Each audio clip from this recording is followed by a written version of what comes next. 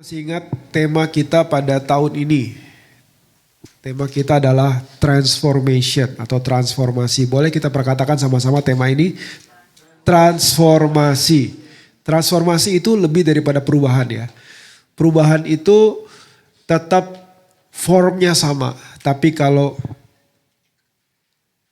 transformation itu formasinya berbeda, formnya berbeda ya. Masih ingat mungkin ada yang suka film Transformer ya. Transformer itu kan dari mobil bisa jadi robot ya. Itu benar-benar dua hal yang berbeda. Transformation itu juga demikian. Sampai orang-orang di sekitar kita itu sudah susah mengenali kita lagi karena begitu perubahannya begitu luar biasa. Itulah karya Roh Kudus dalam kehidupan kita. Itulah karya dari firman Kristus dalam kehidupan kita.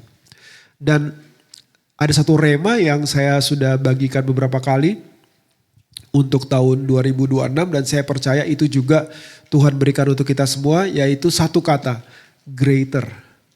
Ya, boleh katakan sama-sama bahasa Inggrisnya ini greater. 1, 2, 3, greater. Terjemahan bahasa Indonesianya lebih besar. Ya, bukan lebih besar badannya saja ya, tapi lebih besar imannya, lebih besar kasihnya, lebih besar pengharapannya. Amin. Lebih besar lagi berkatnya, ya.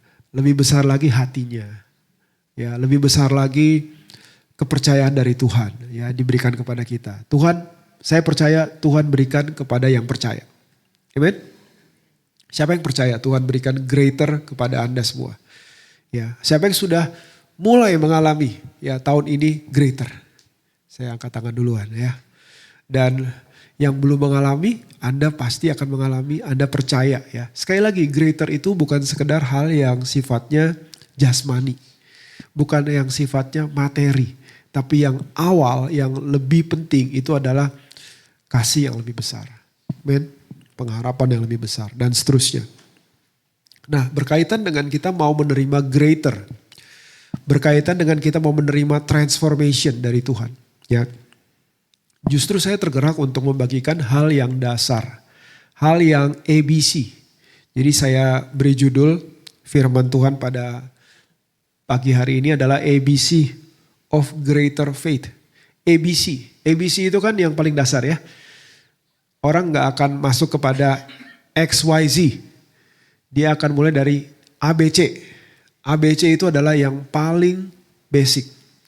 Tapi kalau kita baca nanti dalam pembacaan kita di Kolose pasal 2 ya. Saya akan mulai dari ayat 6. Kolose 2 ayat 6 dan seterusnya. Kita akan menemukan di situ jemaat Tuhan yang saya kasihi. Bahwa walaupun kita sudah bertumbuh dalam Tuhan. Walaupun kita sudah teguh. Walaupun kita sudah tahu semuanya. Walaupun kita sudah mengajarkan hal itu bahkan. Tapi firman ini menjelaskan kita perlu tidak melupakan dan perlu diingatkan kembali kepada yang ABC. Karena ya kejatuhan kita itu seringkali bukan hal yang udah advance, udah lanjut. Tapi jatuhnya di ABC. Ya, karena kita pikir ABC itu kita udah melampaui ABC. Padahal ya itu adalah hal dasar kita semua sampai kapanpun ya perlu kuat, perlu segar dalam hal yang ABC. Kita mulai ya, Kolose 2 ayat 6 dan seterusnya. Saya ajak kita mulai baca ayat 6. Kamu telah menerima Kristus Yesus Tuhan kita, karena itu hendaklah hidupmu tetap di dalam Dia. Perhatikan bahwa kita sudah menerima Kristus Yesus. Ya, mungkin ada yang sehari, mungkin ada yang setahun, mungkin ada yang 10, ada yang 50 tahun. Ya, kapanpun, berapapun lamanya kita sudah menerima Kristus Yesus, hendaklah, instruksinya hendaklah hidupmu tetap di dalam Kristus. Ini ABC. Ya, ini hal dasar. Mari kita hidup sebagai orang yang di dalam Kristus. Apa artinya dalam Kristus? Kita sudah ditebus oleh darahnya yang sangat mahal. Dan orang-orang yang ditebus itu adalah orang yang di dalam Kristus, in Christ. Ya. Ada orang-orang yang jangan sampai kita ada di situ ya. Lebih in crisis. daripada in Christ. Ya, yang diceritakan itu krisis. Ya, mulai dari Selat Hormuz, ya, mungkin ada selat yang lebih dekat lagi, Selat Sunda, Selat Malaka, ya, semua yang terjadi di sana itu mempengaruhi hidupnya dia. Itu yang dia mahir untuk bahas lebih daripada firman Kristus. Padahal, ya tadi kita sudah saksikan lagi ya, bagaimana 2 ibadah kita di Bali itu paid for, sudah dibayar.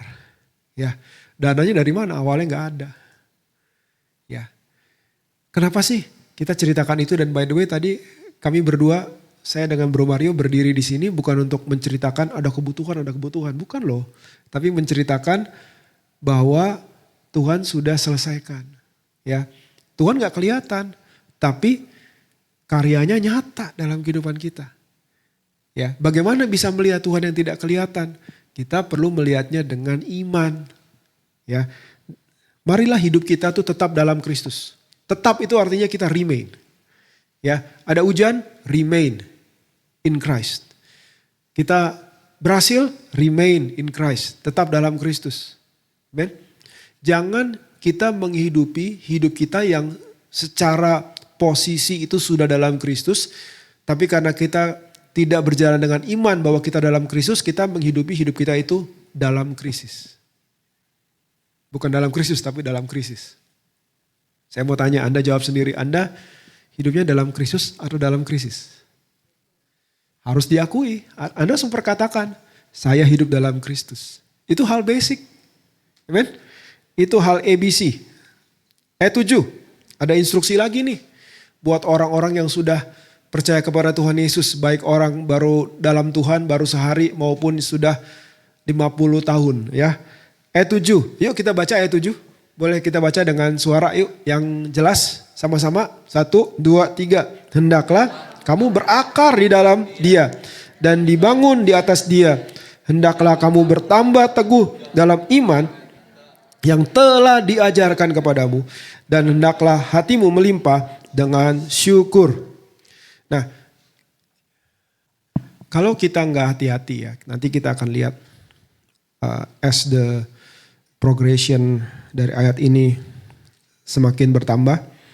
Kita tuh berpikir bahwa, wah kalau kita mau mengalami greater, kita mau mengalami transformasi kehidupan, transformasi keluarga, transformasi kota, transformasi bangsa, ya itu harus ada sesuatu yang hebat sekali terjadi.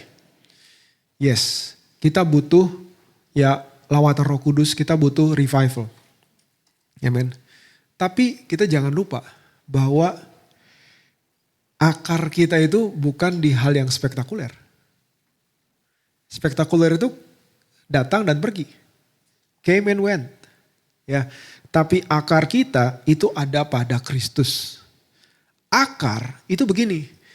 Kita mengambil nutrisi dari akar. Makanya ada lawannya dari berakar dalam Kristus, yaitu berakar dalam kepahitan. Ya, di Ibrani 12 itu disebutkan mengenai akar pahit. Ya, akar pahit itu katanya bisa mengkontaminasi semua orang.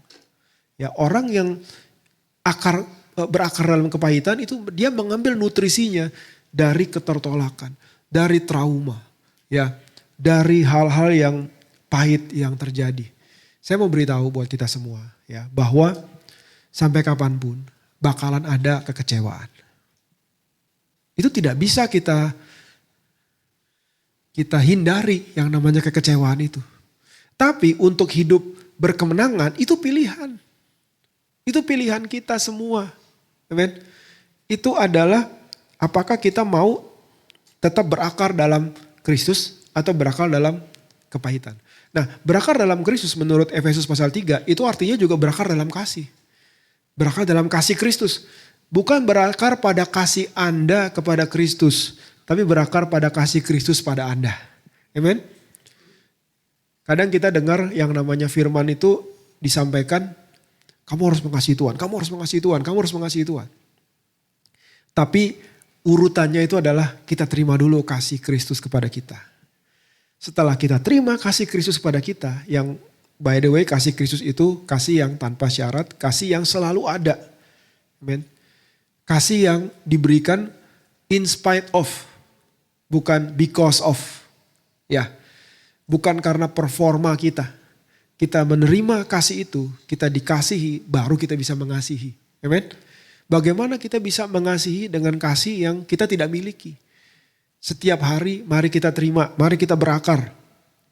Itulah kenapa kita diajari untuk merenungkan firman siang dan malam. Mazmur 1 ayat 1, 2, dan 3. Ya, orang yang merenungkan firman siang dan malam itu seperti pohon yang ditanam di tepi aliran air. Ya, maksudnya apa nih? Walaupun gak disebutkan, akarnya. Di tepi aliran air, akarnya itu akan menembus ke bawah dan mengambil air. Sehingga pohonnya itu terus menghasilkan buah. Kuncinya adalah merenungkan firman Kristus siang dan malam. Di situ ada unsur baca Alkitabnya. Tapi baca Alkitab itu bukan untuk menambah pengetahuan. Perlu baca Alkitab. Sekali lagi, baca Alkitab. Basic apa enggak? Basic. ABC apa enggak? ABC. Siapa di antara kita ya? Saya langsung memasukkan diri saya dulu di situ. Yang pernah berpikir bahwa saya udah baca Alkitab, sekali-sekali bolehlah gak baca. Saya udah tahu, boleh-bolehlah gak baca. Saya juga berpikir seperti itu. Tapi kita diingatkan untuk kita berakar dalam Kristus, itu bukannya untuk orang baru. Betul ya? Kalau kita sudah terima Kristus, hendaklah kamu tetap berakar dalam Dia. Dibangun di atas Dia. Dibangun di atas Kristus. Kristus itu fondasi. Fondasi itu adalah firman yang diwahyukan, dibukakan pada Anda. Ya, saya sempat bahas dengan Bro Mario beberapa waktu yang lalu. Jadi Tuhan Yesus memanggil murid-muridnya. Dia tanya, menurut orang siapakah aku ini? Ya, kemudian ada yang bilang, menurut orang engkau adalah Yesaya, Yeremia, atau salah satu dari para nabi. Kemudian dia panggil Petrus, kalau menurut kamu, tadi kan menurut orang, menurut kamu, aku ini siapa? Kemudian Petrus bilang, engkau adalah Yesus, anak Allah yang hidup. Lalu Tuhan Yesus bilang begini, berbahagialah kamu Simon, karena bukan kamu yang menyatakan itu, bukan kamu yang tak langsung tahu dengan kekuatanmu sendiri, tapi Bapa yang menyatakan itu kepadamu. Berarti itu adalah pewahyuan atau penyataan. Lalu Tuhan Yesus langsung membuat satu pernyataan yang luar biasa. Dia bilang begini, di atas batu karang ini. Batu karang yang dimaksud adalah apa? Penyataan tentang dirinya. Yang dibukakan oleh Bapa di surga melalui karya Roh Kudus. Siapa Yesus bagi Anda? Tanda tanya. Siapa? Siapa Yesus bagi Anda? Siapa Yesus yang dibukakan oleh Roh Kudus bagi Anda? Siapa? Itu adalah fondasi hidupmu. Itulah artinya dibangun di atas Dia. Amen? Dibangun di atas Dia. Kita hanya bisa memiliki hidup yang kuat sebatas kita membangun hidup kita di atas Kristus atau di atas firman tentang Kristus yang dibukakan oleh Roh Kudus. Kenapa kita berani melakukan pelayanan seperti ke Bali dan sebagainya? Bukan hanya pelayanan ya. Anda juga kan butuh menyekolahkan anak. Anda juga butuh hidup sehari-hari. Ya kan? Anda butuh nabung. Anda butuh apa lagi? Anda butuh kerja, Anda butuh liburan mungkin. Ya. Kalau hidupmu dibangun di atas Kristus. Sekali lagi ini ABC ya. Ini hal basic ya. Ini bukan hal yang Anda belum pernah dengar kan? Tapi saya diingatkan bahwa kalau kita bicara transformasi, kita bicara greater. Ya, kita perlu kuat dalam ABC. Amen. Jangan kita udah bangun sesuatu yang besar, yang hebat, tapi dasarnya apa? Dasarnya bukan firman Kristus. Runtuh. Begitu runtuh, kata Tuhan Yesus, kalau rumah dibangun di atas pasir, itu ada satu frase yang buat saya mengerikan ya. Hebatlah kerusakannya.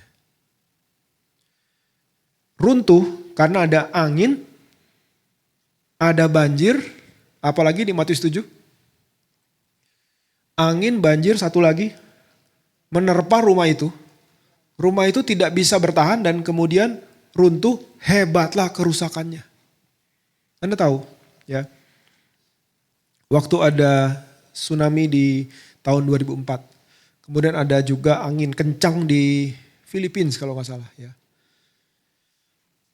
Itu kencang sekali angin itu sampai rumah-rumah itu bisa rubuh. Ya. Kami baru dari suatu negara yang banyak ngalami tsunami. Ya. Mereka gempa itu udah biasa. Karena apa? Karena rumah-rumah mereka itu sudah dibangun sedemikian rupa untuk bisa tahan terhadap gempa. In fact waktu kami sedang ngobrol malam-malam, saya dengan Nita lagi ngobrol, tiba-tiba kira-kira berapa detik, 4 detik mungkin ya. Rumah itu goyang. 2, 3, 4. Ya, nggak ada tetangga-tetangga tuh panik. Gitu ya, teriak-teriak, tidak ada, biasa aja.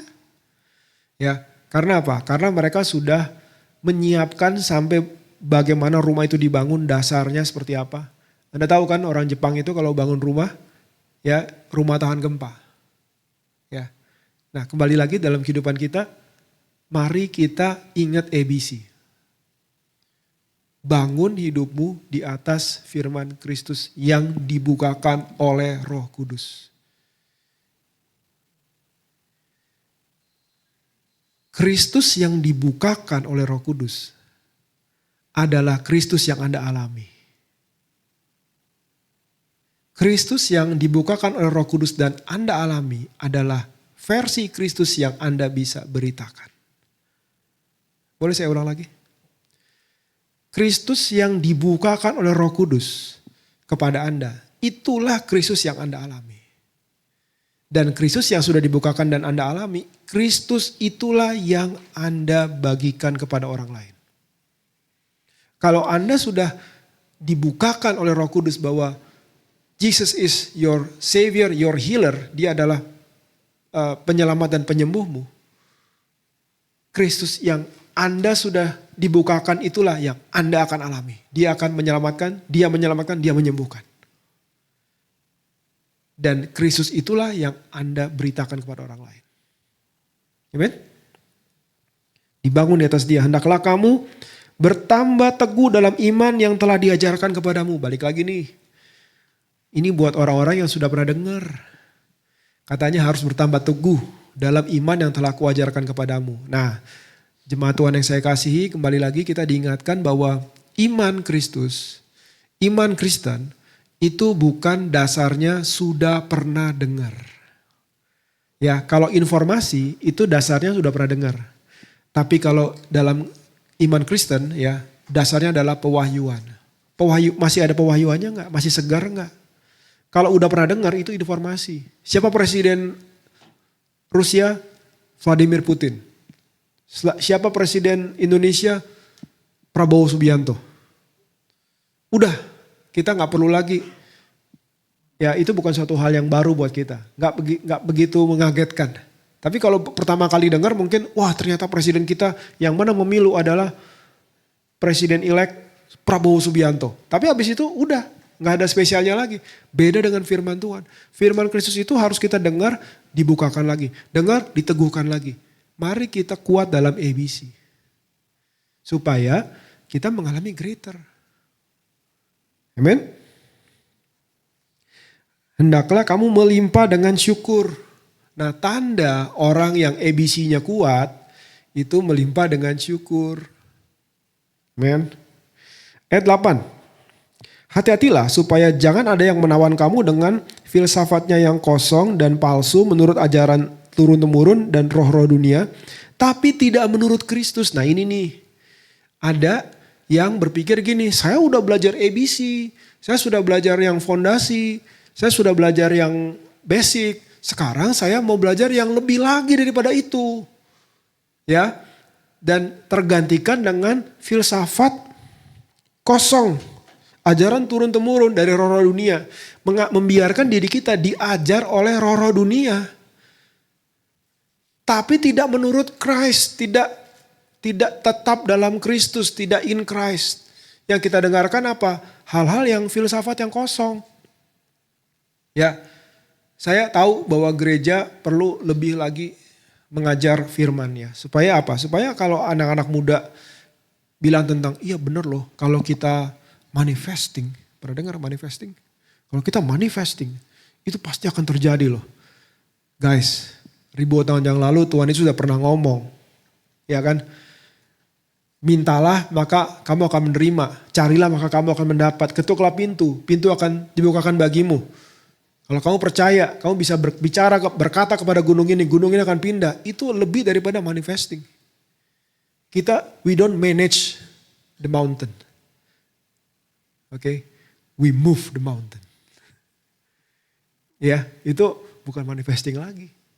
Anda perkatakan sesuatu terjadi. Ya, dan kita dengerin filsafat-filsafat kosong itu. Katanya kosong loh. Ini bukan menghina, katanya firman Tuhan. Udah diperingatkan sejak ribuan tahun yang lalu. Ada hal-hal yang membuat kita bisa berpaling dari ABC. Ada hal-hal yang membuat kita bisa berpaling dari hal dasar. Ya, makanya diingatkan lagi nih.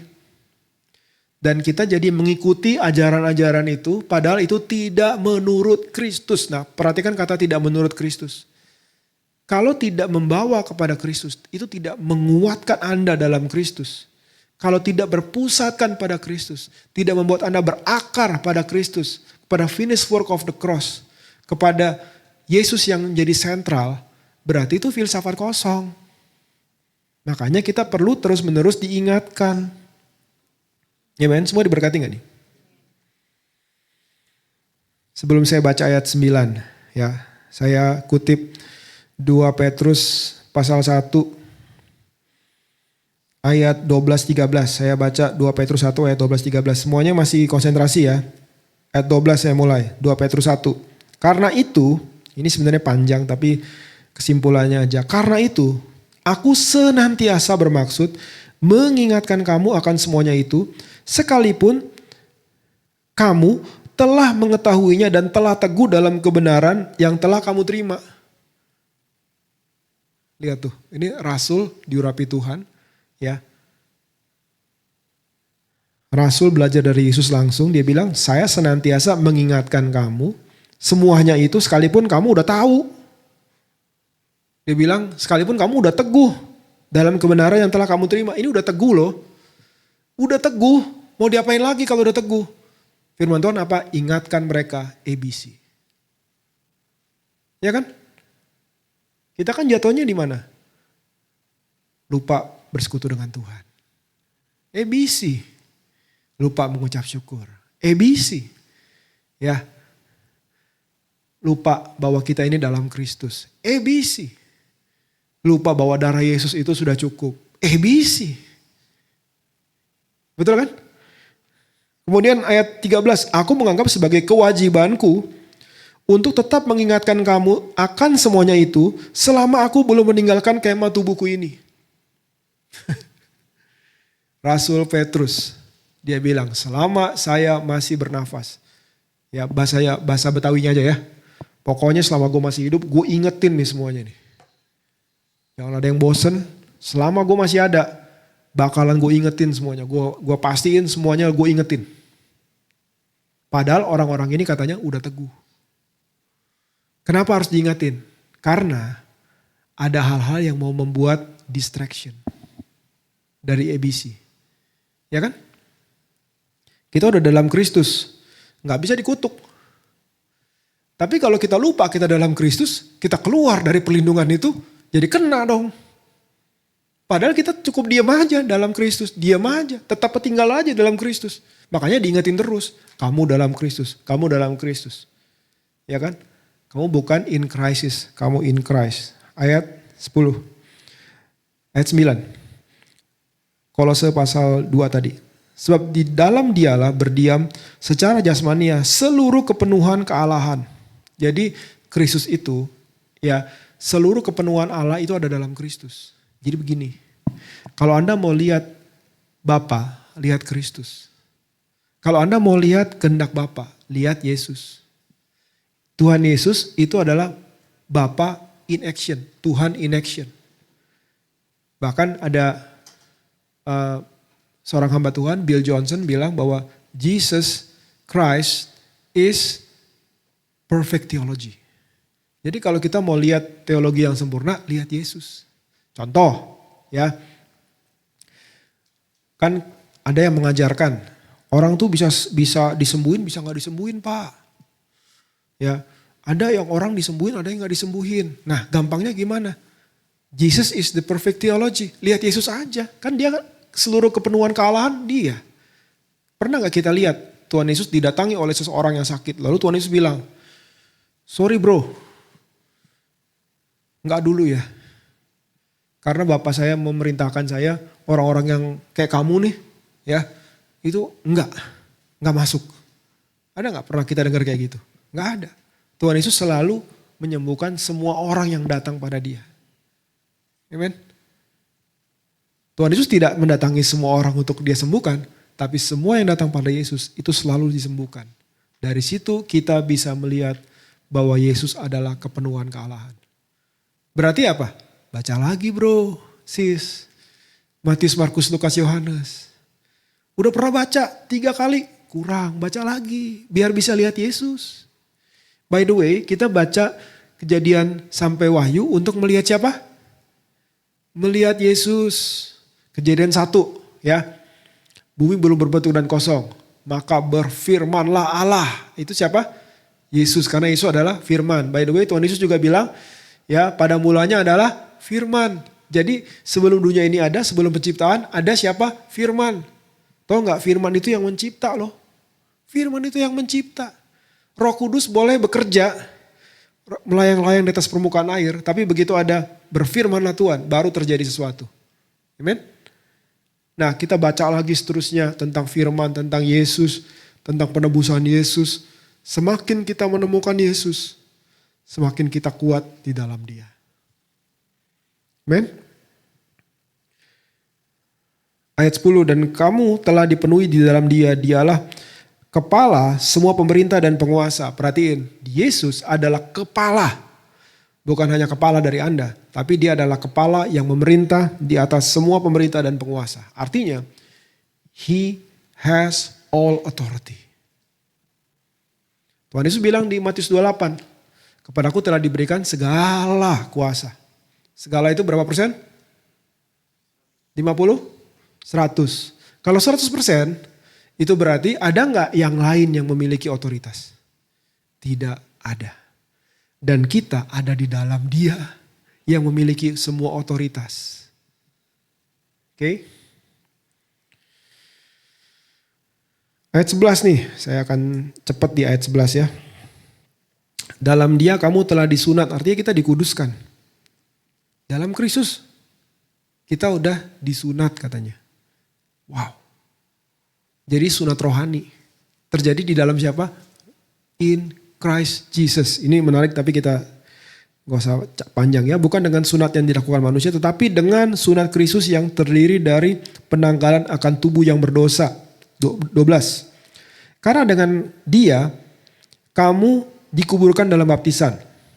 Jadi kita tuh masuk dalam baptisan air. Artinya kita dikuburkan bersama Kristus. That's why Tuhan Yesus perintahkan orang untuk dibaptis air.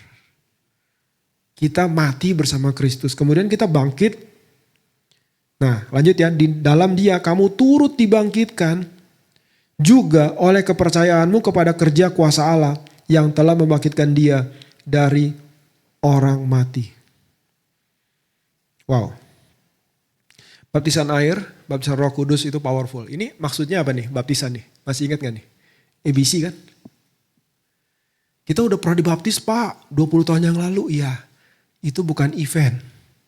Itu adalah sesuatu kehidupan yang masih terjadi sampai sekarang ini. Bahwa kamu sudah mati dari dunia ini, dari dosa. Kamu sudah mati dan kamu sudah hidup, dibangkitkan bersama-sama dengan Kristus. Ya kan? Gak perlu dibaptis lagi. Kalau udah pernah dibaptis, water baptism, baptis selam, kita gak perlu baptis lagi. Tapi kita hidupi. Ini ABC apa enggak? ABC. Tapi kan kita pengennya denger apa? Wah, kita pengen denger nih, Tuhan Yesus tuh datangnya kapan? Ya kan? Terus ada pewahyuan apa nih? Malaikat bilang apa? Saya ingin ya lebih banyak lagi kita mengalami angelic visitation. Tapi there is one greater than the angels. Ada di dalam kita. Amen? Mari kita bertumbuh ke arah Dia. Lanjut lagi. Sekarang ayat berapa ya? 14.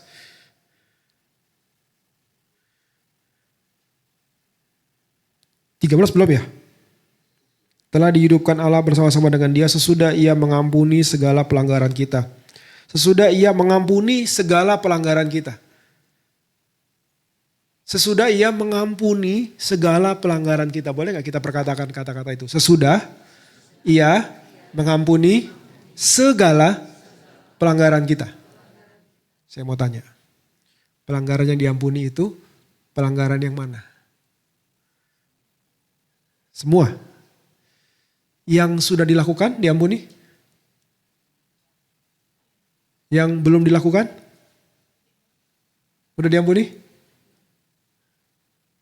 Terus gimana? Harus diampuni lagi? Transaksinya sekali aja, dia gak perlu lagi mengampuni dosa yang belum Anda lakukan.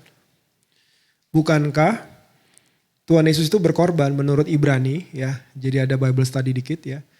Ada ayat di Ibrani mengatakan Tuhan Yesus itu oleh darah Yesus dia menebus kita through melalui eternal spirit, roh yang kekal. Ada orang nanya, Yesus matinya 2000 sekian tahun yang lalu, tapi bagaimana dia bisa menebus orang yang belum lahir? Atau bagaimana dia bisa menebus, mengampuni dosa yang belum saya lakukan? Through eternal spirit. Karena waktu Yesus mati, itu melalui roh yang kekal. Jadi kematiannya, darahnya itu, ya melalui Roh Kudus yang kekal itu menembus waktu. Jadi dosa-dosa Anda yang belum dilakukan, oke, transaksi cuma sekali kan, dia gak perlu mati lagi kan? Sudah diampuni apa belum? Sudah, secara transaksi sudah. Terus ada yang bilang begini, Pak kalau gitu jadi orang mau berdosa aja Pak. Nah kalau udah sampai begitu, menurut Roma 6, Anda baca nanti ya, Roma 6. Justru kalau ada orang mengatakan bahwa kita kalau gitu mending berdosa aja. Itu berarti kita udah mirip kondisinya dengan waktu Paulus mengajarkan kasih karunia di Roma pasal 6. Ada orang nyeletuk seperti itu. Lalu Roh Kudus melalui Paulus mengatakan tidak demikian. Karena apa? Karena pengorbanan Tuhan Yesus ya bukan sekedar membuat Anda lepas dari dosa, tapi membuat Anda jadi mau berdosa lagi. Justru pengorbanan Tuhan Yesus membuat Anda menerima roh takut akan Tuhan. Bukan hanya melepaskan Anda pengampuni dari dosa, tapi membuat Anda berkemenangan atas dosa. Kita nggak bahas di situ lagi ya. Tapi maksudnya apa? Ini ABC apa enggak? ABC. ABC. Kita mau mengalami greater, yes. Tapi kita check our foundation. Apakah Anda hidup dalam perasaan bersalah? 1, Roh Kudus convict you of your sin. Menyadarkan kita akan dosa. Yes. Roh Anda juga memberitahu Anda bersalah. Yes. Iblis juga mendakwa Anda. Nah, pertanyaan saya, yang mana? Kalau Anda hidup karena pendakwaan iblis, dalam pendakwaan iblis, saatnya Anda kuat dalam ABC. Masih ingat di Wahyu pasal 12 ya, dikatakan bahwa sekarang telah tiba keselamatan dan kuasa pemerintahan Allah kita, kuasa yang diurapinya. dia telah dilemparkannya para pendakwa saudara-saudara kita. Iblis itu adalah pendakwa saudara-saudara kita. Yang mendakwa mereka siang dan malam. Mendakwa itu artinya ngomong terus. Kamu berdosa, kamu bersalah, kamu berdosa, kamu bersalah. Yes. Terus katanya mereka itu artinya kita. Telah mengalahkan dia, telah mengalahkan pendakwa. Dengan apa? Oleh karena darah anak domba dan oleh perkataan kesaksian kita. Maksudnya apa perkataan kesaksian? Perkataan kesaksian mengenai darah. Basic gak ini? Basic. ABC gak? ABC. Tapi lihat tuh tadi Rasul Petrus katanya, walaupun kamu sudah teguh, saya akan tetap ingatkan kamu. Walaupun kalau saya masih bernafas, saya masih hidup, saya akan ingatkan kamu. Karena apa? Karena orang Israel setelah mengalahkan Yeriko runtuh. Kita bahas kan, Yeriko runtuh. Tapi dia jatuhnya ketika melawan kota kecil yang namanya Ai. Ya, kota kecil jatuhnya di ABC. Ya, anak-anak Tuhan kadang begitu. Melawan musuh yang hebat, masalah yang besar. Wah, cari Tuhan luar biasa. Habis itu dalam ABC kalah. Siapa yang mengerti ini firman ini jadinya? Amen. Balik lagi. Apa yang kita lakukan untuk mengalahkan pendakwa? Kita perkatakan darah Tuhan Yesus. Siapa yang masih memperkatakan darah Tuhan Yesus? Siapa yang nunggu kalau ada mau kecelakaan gitu ya. Kayak oma-oma zaman dulu, opa zaman dulu. Kalau ada kecelakaan darah Yesus. Terus kemudian luput dari kecelakaan. Masa nunggu mau celaka? Setahun berapa kali celaka? Atau lagi enak-enak dengerin lagu pujian di pesawat tiba-tiba turbulensi darah Yesus. Itu langsung selamat semua si pesawat ya. Tapi masa nunggu turbulensi? Kita secara intentional kita ngomong oleh darah Yesus. Ya saya sudah dilindungi. Amen. Jadi begini. Perintah Tuhan kepada orang Israel lewat Musa. Darah anak domba disediakan. Ditaruh di wadah. Betul? Taruh di wadah. Tapi kemudian perintahnya berikutnya apa? Darah itu harus diapain? Taruh tetap di wadah itu aja? Atau gimana? Harus dioles. Masukkan hisop. Hisop itu adalah tanaman. Masukkan hisop ke dalam situ. Kemudian darah yang hisop yang berlumuran darah itu disapukan ke pintu kiri, kanan, dan atas. Bawah nggak boleh karena nanti jadi keinjak. Kita nggak boleh nginjak darah Yesus. Makanya don't even joke about the blood. Jangan. Ya, Anda menghina Yesus. Ya, kata Tuhan Yesus asal nggak menghina Roh Kudus. Ya. Banyak orang menghina Yesus. Saya gak bilang Anda boleh menghina Yesus. Tapi saran saya, do not joke about the blood. Ya, jangan. Itu yang menyelamatkan kita. Saya tahu kelihatannya lucu ya, opa-opa oma itu ya. Tiba-tiba darah Yesus. Kemudian dijadiin joke. Ada di media sosial, mereka bikin konten untuk niru-niru gitu ya. Opa oma lagi kaget. Kemudian kagetannya itu adalah darah Yesus. Ya jadiin bercanda, wah udah berdarah-darah nih di mana-mana nih. Karena kaget-kagetnya darah Yesus terus. Ya buat saya sih, untuk orang-orang yang dilayani di Lion of Judah, do not joke about the blood. Kita boleh joke yang lainnya, but not about the blood. Ya, kalau Anda punya orang yang Anda sayangi, mengalami suatu hal yang tragis, misalnya kecelakaan. Ya, darahnya keluar gitu. Terus Anda dengar orang lain making joke about it. Anda gimana? Ya. And this one is not just about ordinary blood. Ini adalah darah yang menyelamatkan Anda. Nah, balik lagi. Kalau itu tidak dioles dari wadah ke atas pintu, ya. Darah yang sudah tersedia itu tidak berguna. Kalau saya boleh bilang begitu. Ya nggak berguna dong. Karena darah itu baru berguna kalau darah anak domba itu baru berguna kalau sudah dioleskan di pintu-pintu, betul apa tidak? Nah, tindakan pengolesan itu dalam perjanjian baru itulah memperkatakan dengan perkataan kesaksian mengenai darah Yesus. Jadi darah Yesus itu sudah tersedia buat Anda. Tapi sampai Anda memperkatakannya, baru terjadi perlindungan, baru terjadi kemenangan. Ini ABC. Tapi kalau kita nggak lakukan ini, nggak ada orang lain yang yang bisa menggantikan posisi dari mulut Anda. Nggak bisa. Ini harus Anda sendiri yang memperkatakan oleh darah Yesus. Dan waktu ada malaikat maut ya, lewat di Mesir. Yang dia takutkan, yang membuat rumah-rumah tertentu itu dilewati sama dia, makanya Passover. Passover artinya melewati. Anda terlewat, itu bukan karena siapa yang tinggal di sini. Wah, Mario Makiwau, SE, sarjana ekonomi, SH, sarjana hukum, apalagi. Dan segala gelar yang lain. Kemudian si maut itu bilang, wah gelarnya banyak. Nggak jadi masuk. Nggak takut.